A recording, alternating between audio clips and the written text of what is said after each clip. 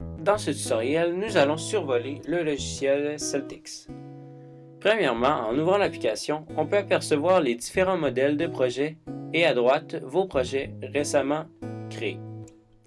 Pour commencer un nouveau projet, sélectionnez un modèle à gauche.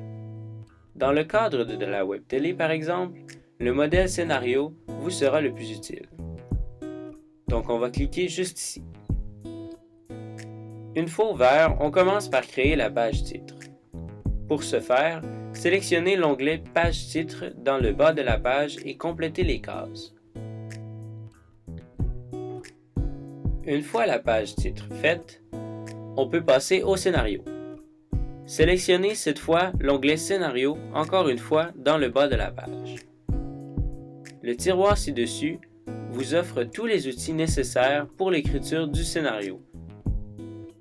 Pour commencer une première scène, on sélectionne En tête.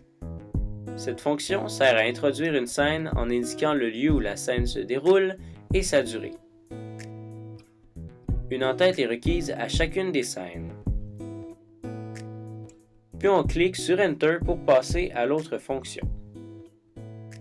Ensuite, la fonction Valeur de plan dans le tiroir vous servira à décrire l'action qui se déroule lors de la scène, ainsi que le matériel requis.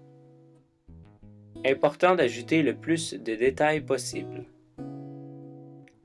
Maintenant, si l'on veut introduire un dialogue, il faut sélectionner Personnage dans le tiroir pour indiquer qui parle. Puis choisir l'option Dialogue et écrire ce qui sera dit. Finalement, l'option Indication sert à décrire les émotions des personnages durant le dialogue. On le place d'habitude entre le personnage et son dialogue. Je vous invite à utiliser le tiroir tout au long de l'écriture de votre scénario. Si vous avez à utiliser un jingle, il faut placer le mot jingle ainsi que la durée du jingle en mode en tête, comme première scène. On inscrit ensuite ce qu'on verra pendant le jingle dans l'option Valeur de plan.